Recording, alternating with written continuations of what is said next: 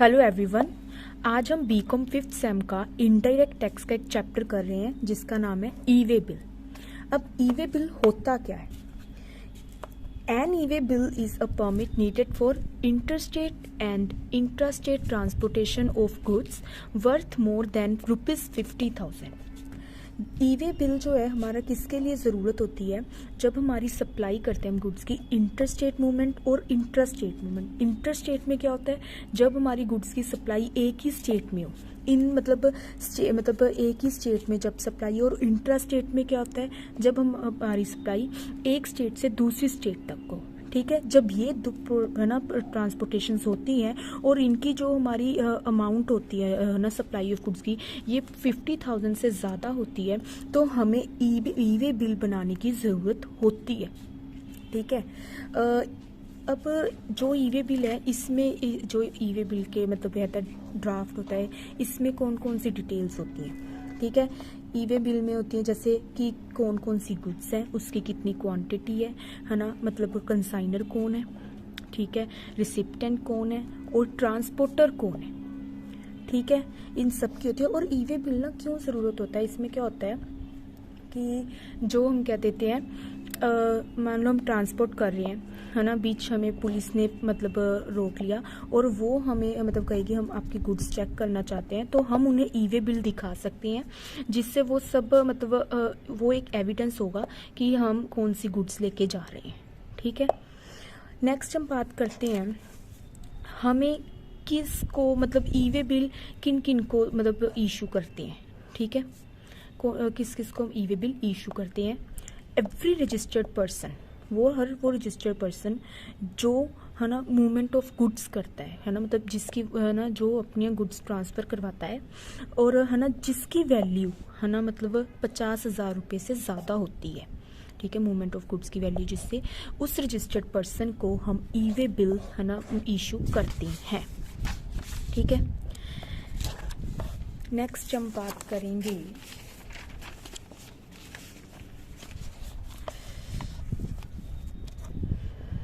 जो ये ई way bill है। ठीक है, मतलब ये कैसे, मतलब इन्होंने कहा जो ई वे बिल की जनरेशन है ना होती है, ये कैसे होती है? A unique e way bill number shall made available, ठीक है, to supplier the recipient and the transporter.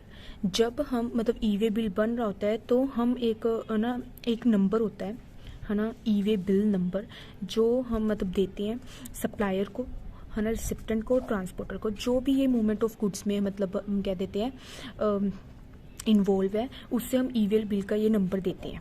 ठीक है, तो और ये ज़रूरी है। नेक्स्ट हम बात करेंगे cases in which e way bill has to be issued. वो कौन से केसेस हैं जिसमें ई वे बिल को इशू करना मतलब इशू करना ज़रूरी है होता है? वो केसेस हैं जैसे कि in relation to a supply. ठीक है, कि जब सप्लाई करनी होती है गुड्स की हमें, उस टाइम ई वे बिल की ज़रूरत होती है।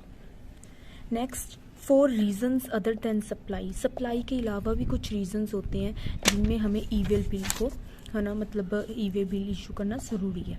एंड नेक्स्ट है due to inward supply from an unregistered person.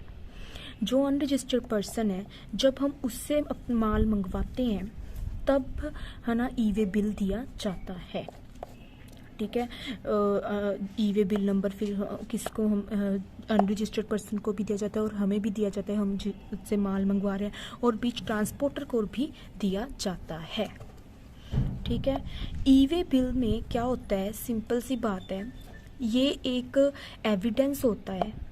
ठीक है, जब गुड्स ट्रांसफ़र हो रही होती हैं एक जगह से दूसरी जगह से, तब एक बिल बनाकर दिया जाता है जिसमें इंफॉर्मेशन लिखी होती है ये कौन सी गुड्स है, इसकी कितनी क्वांटिटी है, इसमें है ना रिसिप्टेंट का सारा एड्रेस, उसकी इंफॉर्मेशन लिखी होती है, सप्लायर का एड्रेस, उसकी सारी इंफॉर्मेशन लिखी होती है, तो ट्रांसपोर्टर के बारे में भी लिखा होता है। ठीक है, जिससे जब हम मतलब अगर पुलिस ने कोई चेकिंग करनी होती है या कोई भी ऑफिसर चेकिंग करने आता है तो वो इससे बहुत ईजिली चेकिंग कर सकता है कि सब ठीक है, मतलब कुछ मतलब इलीगल तो नहीं है।